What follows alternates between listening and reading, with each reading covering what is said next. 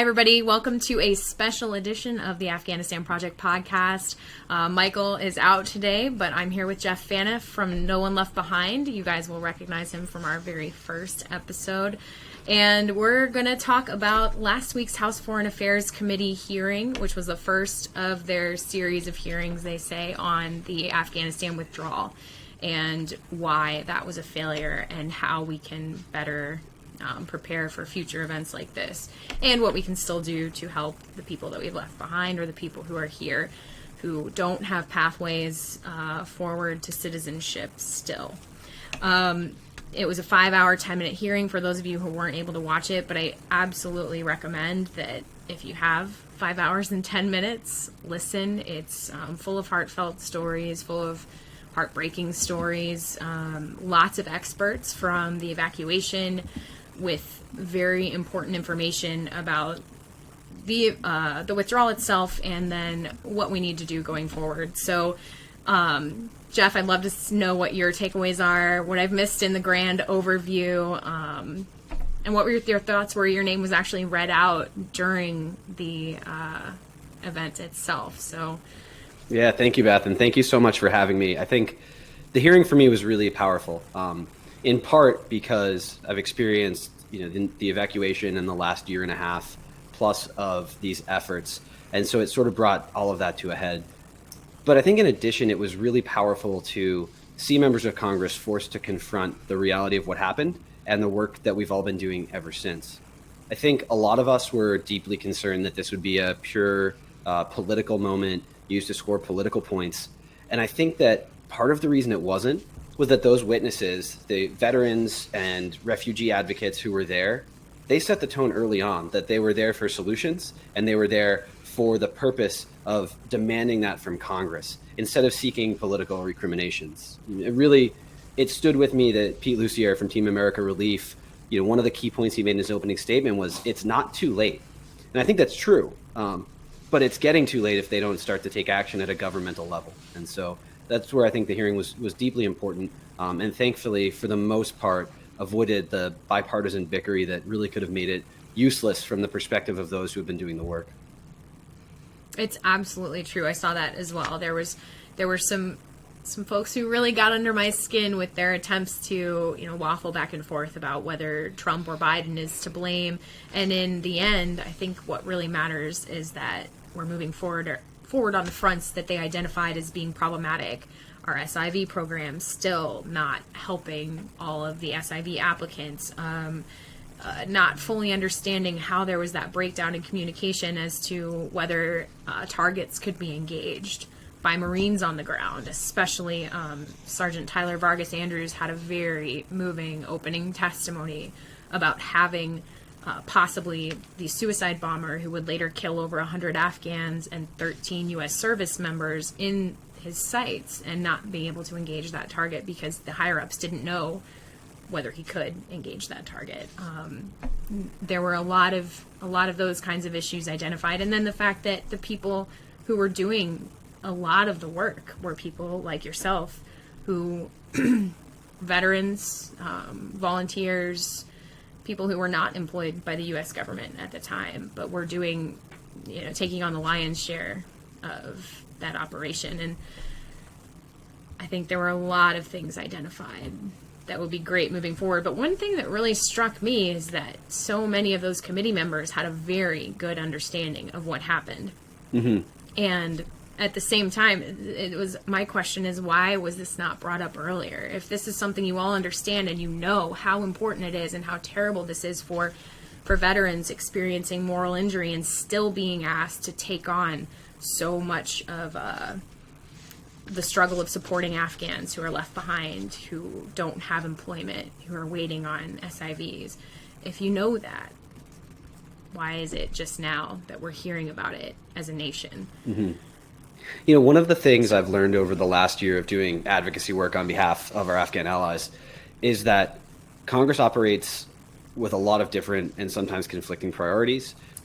And politicians who run their offices are governed by the politician's hierarchy of needs, where their chief concern is getting reelected, and then everything else sort of filters after that. And so sometimes you have to force their hand and make them do their job. I think in this case, part of the reason we had this hearing was that for the majority, it was an attempt to, score political points. But that makes our incentives align in the sense that they at least want to have the conversation now, a conversation that has been largely ignored for much of the last year. But it struck me as well that, despite the fact that there have been pushes for legislation and sort of fights on the Hill about this, and, plenty of sort of sound bites from folks in Washington, there hasn't been the degree of action that we all know that our allies desperately need. Things that could be done if Congress could, get together and get this done in a lot of ways. And so, yeah, I mean, I agree with you. I was, surprised that many of them were so ready, and they were clearly well prepared, often by their staff. And different members of Congress knew it to different degrees, knew what was truly going on. But I think, what I'm cautiously optimistic for is that this is the beginning of a process that forces Congress to reckon with the situation as it stands now. Not necessarily just to reflect on what happened in August of 2021, but to wrestle with, there's a situation on our hands that the American government is, to a large degree responsible for, and they need to do something about it. Absolutely. And one of the big things, so accountability was brought up a lot. And I think it's important when you talk about accountability, it needs to not be the blame game, because like you said, it's moving forward. But one of the big things with moral injury in particular, which was brought up on multiple occasions, moral injury and the fact that veteran suicide has spiked in the immediate aftermath of the withdrawal, and that it's continued because veterans who gave so much in Afghanistan feel that their service was not important and meaningful, or that like the veteran community that has been supporting efforts ongoing and is just totally burned out and have exhausted savings accounts and have lost marriages, lost lots of things, jobs, homes, that, how do we have accountability for that without playing the blame game? What do you think is the way to go forward with that? I think you're touching on something that is really important here, and that's, how do we define accountability? On the one hand, in the military, after every operation, a training operation or real world, we do an after-action report, and we carefully scrub what we did and review our tactics and our procedures and think about what worked and what didn't. In the Marine Corps, those always start with sort of the lowest ranking person in the room speaks first, because you don't want the squad leader or the platoon commander to say one thing and then somebody be afraid to contradict them because they're of a lower rank. And I think perhaps to some degree what we saw in the House Foreign Affairs Committee was some reckoning of that. They started with the veterans who were helping, with the enlisted Marine who was there, an enlisted Army medic who was there, and got closest to the ground truth, because the fact is those who saw it firsthand really know that. And I think that's important.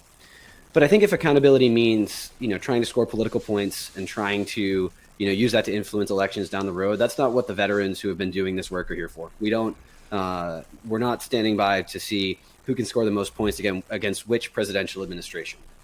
4 administrations oversaw the war in Afghanistan. 4 administrations made a lot of mistakes. Fundamentally, if all we get out of this is a, Trump versus Biden blame game, then our Congress is failing our veterans. And instead, what we want to see is a detailed look at what happened, lessons learned so that it doesn't happen again, and then the opportunity to move on and fix the problems that can still be fixed, to include the 160,000 plus SIV applicants who are still waiting to get their visas. I've done a lot of reading over the course of the last year, and when you read about the withdrawal from Vietnam, you see that there are so many frightening echoes where we didn't learn from history and it repeated itself. Everything from, the decision not to start to withdraw and evacuate SIV applicants early because it would signal a lack of faith in the Afghan government. A very similar thing happened in Vietnam. You see service members going above and beyond the call of duty, sometimes against orders to get people out. We saw that as well in Vietnam.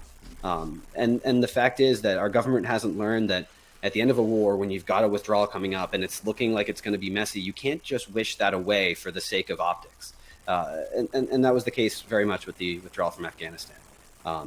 My hope, though, is that accountability translates into action, because otherwise this is just a lot of sound and fury and isn't going to help anyone that we still desperately need to help.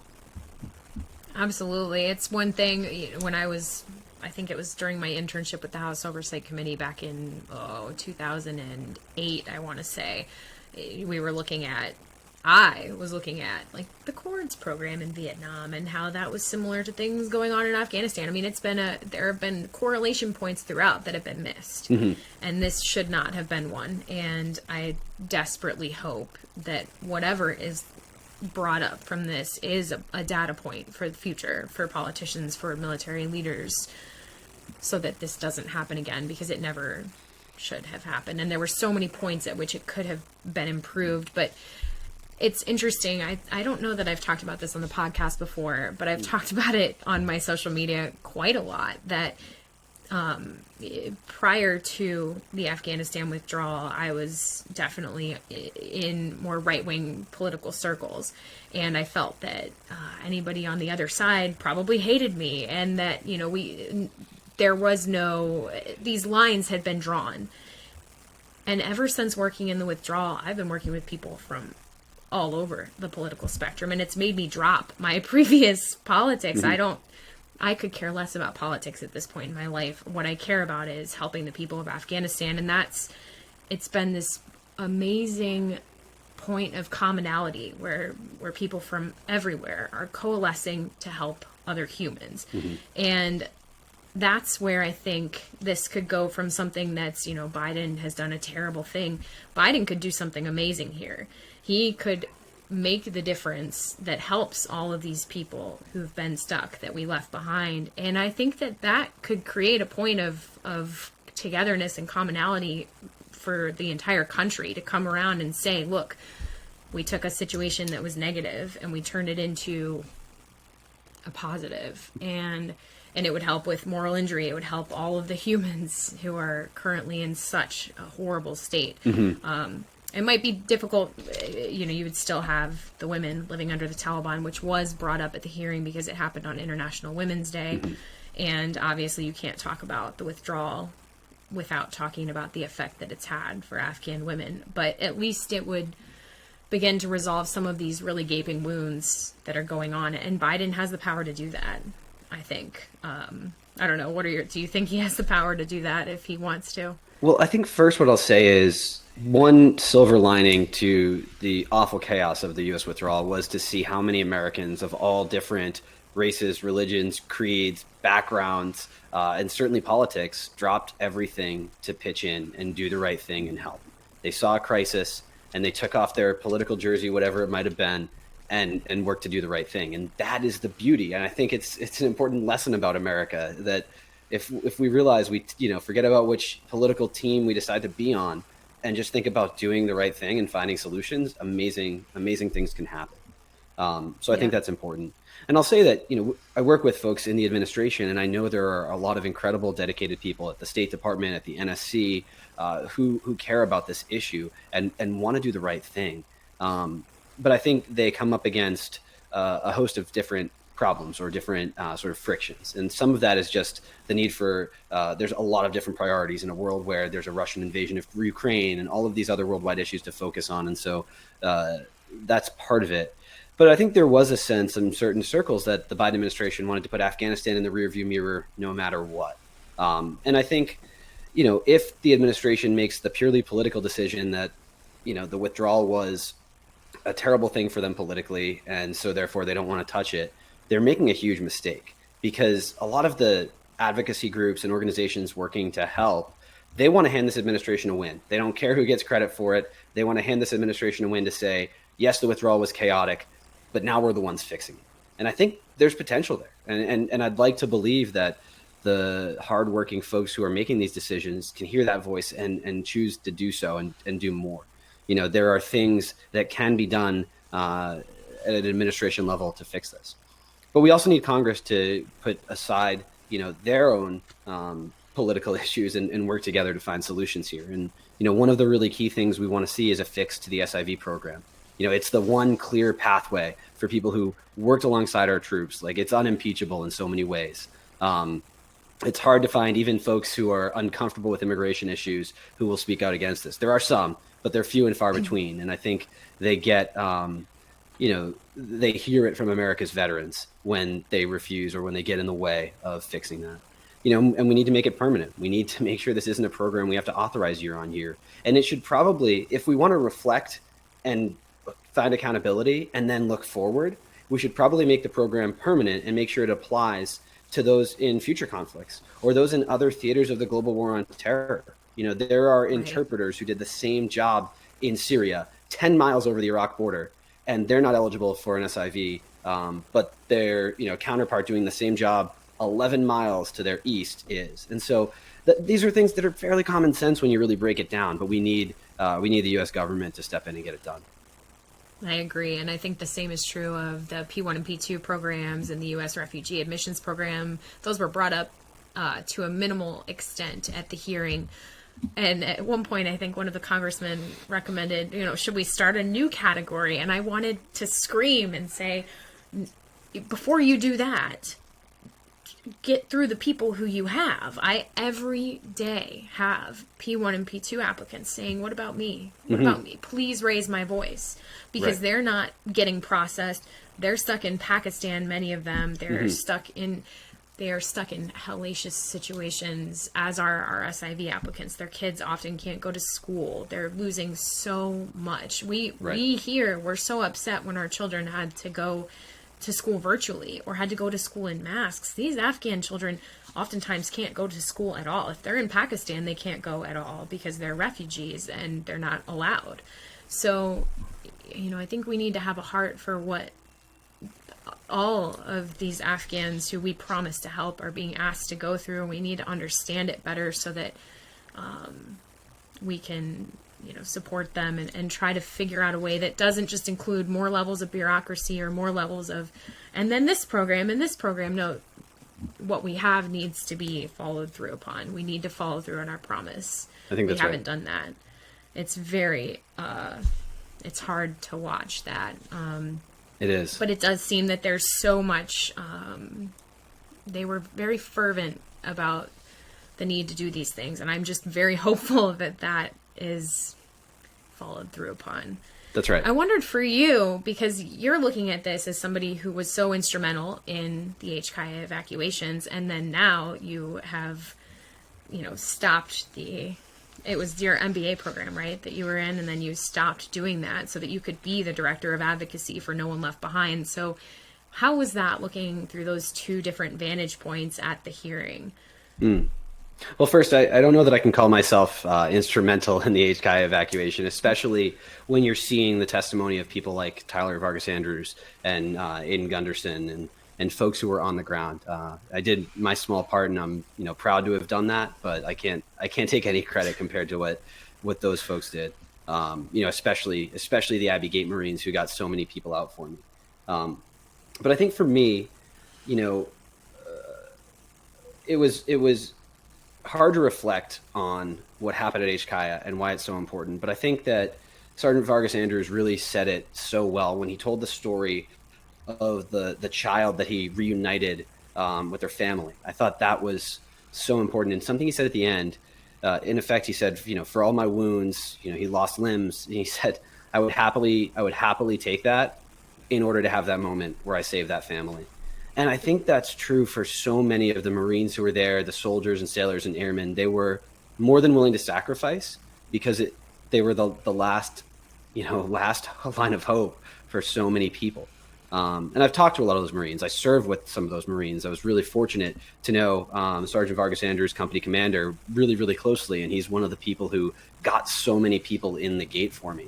And so when we reflect back on that, it does make me think, about the why in what we do and why so many people have made incredible sacrifices to continue this work, to really continue their mission that they were on the ground to do, was save lives and create some semblance of order in this otherwise chaotic exit.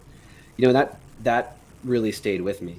But something else that Lieutenant Colonel Scott Mann said also resonated, which is that, America's veterans and the folks who have been doing this work have been on the world's longest 911 call. And for so many of us, it feels that way. We reflect often with my team at No One Left Behind and also with many others in this space about the fact that, you get a signal message in the middle of the night and you're going to wake up and check it, even though you never otherwise might have, right? Because it might be life or death for somebody that you care about. And we're still doing it now that we are, a year and a half removed from what happened at HKIA, we're still doing that work and still deeply committed to it. And, I think that's a trauma in and of itself for many folks, especially those who are, sort of uninitiated to this kind of thing. And it's forced so many people who served in Afghanistan, served in Iraq, served in the global war on terror to reopen a lot of wounds that perhaps they felt like were behind them, because they're still months and months on end working 18-hour shifts to save people. And I think that's something that the government needs to know. I appreciated that Congressman Crow said, whatever you think of the strategic decisions that happened in Afghanistan, what you did was worth it. He addressed sort of the veterans in the room and in the audience and watching it on TV. And I appreciate that, because I think it is important to separate a strategic failure like what happened in the end of Afghanistan from what thousands of veterans did there and sacrificed for and lost friends over. I think it's important to remember that. It doesn't mean it's easy. No, and I think I have two responses to those comments. It's right. I think it's that memory of all those sacrifices that helps motivate veterans to continue fighting. But you're right, it's not tenable. And one thing that was mentioned a lot was the public-private partnership that's now existing between the CARE team and the State Department and all of these volunteer groups who are giving their time freely to the State Department now. Yeah, I might mention. But, there was a question at one point of maybe you could pass that work on, but I wondered, would you trust passing that on? If somebody told you you don't have to answer signal calls anymore because the government's going to do that for you, or the CARE team's going to take that on, would you want that, or would you rather be the one doing it because you know that the way that it's getting done is, there hasn't been any immediacy really for the CARE team to pull people out at I think it's still 100 Afghans, 200 Afghans a week coming out through the CARE team. So would you feel comfortable passing on that role to the government at this point? I think that, one, I will give credit where it's due to the public-private partnership that has developed with these evacuation organizations, relocation organizations, and the State Department. The State Department, I don't think I'll ruffle any feathers by saying this, but they're not known for their innovation. And as a bureaucracy, there are times where I reflect on how many levels of approval are required. It makes the bureaucracy of the Marine Corps seem actually pretty convenient. So understanding those constraints. But to your point, I think that this is imprinted on so many of us now. I think it's not as simple as, hey, send up your roster and you're good, you can go home now. I think the only thing that'll really let us take a breath and really fully, move on is when we get the job done. If we finish the mission, if the government needs to play its role in that, right? They need to fix the backlog in the SIV program. They need to fix the program itself. They need to do more to increase throughput so that we're not relying on one single processing facility in Doha, that we're still waiting on an alternative to that. So they have a role and they can get us there quicker. But I don't think for any of us it's as simple as, U.S. government's got it now. You guys can all take a break. Thanks for what you did. Because I don't think any of us can put this down mentally until we see it actually, the people we need to get out, getting out. And it's just not happening at a high enough rate right now. And so is that, I guess, closing, I'd like to give you the final word since I got the first word. What are your hopes going forward? And then can you speak for No One Left Behind? What are their hopes going forward? Sure. Well, I'll say first that, No One Left Behind has acknowledged the fact that this is going to be a longer term mission, and we're planning and prepping to continue this work for years and years to come. And so for those that are worried that the Americans who are still helping Afghans are going to close up shop, we're here and we're committed for the long run as long as this takes. We would love to work ourselves out of a job and to be able to, have no more need for the populations that we serve, but we acknowledge that this is going to be years. The Vietnam Relocation Office at the State Department didn't shut down until decades after the conflict ended. So we have to bear that in mind, and we have to then try to do better. But for us, what we really want to see is legislation that's going to fix the process to get people out more quickly. Congressman Moulton, Congressman Crow, Senator Shaheen are all working on fixes to the existing Afghanistan SIV legislation, working to fix the COM approval process, make it realistic to verify employment. I mean, right now, as we've talked about at length, you're required to go find employer letters from an employer that may be deceased, that the company may no longer exist. If you worked on a classified contract, that's even harder. And so we need the Congress to step in and fix that. And as I mentioned before, I think it's not just about putting a Band-Aid on what happened and trying to slowly fix that, but also looking forward and saying, how do we ensure this never happens again? And that's where it comes in, to make sure that this program is enduring and will be applicable in future conflicts, because we don't want to find ourselves in another war years down the road and then realize we have to reinvent the wheel on some sort of SIV program. And so those are sort of our key priorities. But I think my personal ones, and most of the people in this line of work have stories like this, and I know you do, are the few cases that I still have personal connection to or have been working with since HKIA.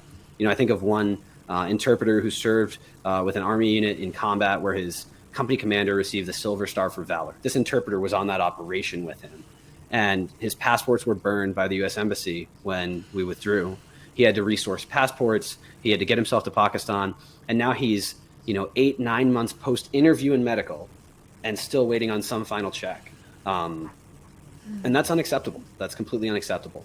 And so, for cases like that, the hard ones, or for cases where somebody didn't apply until the NEO and now they're, far back in the line, I think for a lot of us, that's our hope, is the day that we can welcome them at an American airport, and I've got a box of toys already for, this interpreter's kids for when he shows up here. So I'll meet him at the airport and hopefully drape him in an American flag and say, sorry for what you went through, but, thank God you're finally here. So those are the things that I look forward to and hope will close this out. I did want to say too, I think, a few things from the hearing that are really, really worth mentioning. One is that, as I mentioned before, I think the interviewees, the witnesses really set the tone, and that from the opening moment held Congress accountable to avoid the political nonsense that they're inclined to dive into. I thought France Huang, his personal story was so incredible. He, left Vietnam when the U.S. withdrew in 1975, graduated from West Point, worked in the White House, went back to the Army and deployed with Special Forces, has become an incredibly successful entrepreneur. Like, that's the American dream. And that's the embodiment of this. And I think I'm really grateful that he was there, because it set the tone of, I am the face of this kind of operation. I am the embodiment of that American dream. And don't forget that. I thought having Aiden Gunderson and Tyler Vargas Andrews there was absolutely critical, because they were on the ground and they did so well, conveying their story and asking that Congress does something to fix this. And I have to give credit to, Pete Lucier, who I've worked with closely, and Camille Mackler, same thing there. Camille did a really good job of talking about the policy issues that are so critical to this, mentioning, the Afghan Adjustment Act and the permanent SIV program in her testimony, recognizing that it's not just a localized problem to that, but there's a huge systemic immigration problem in this country that neither political party truly wants to touch and fix, and really refocusing this on what can be done, the fact that it's not too late to take action. Yeah, I think those are all excellent points. And I really do hope if our listeners have not watched it, give it a viewing, especially if you're feeling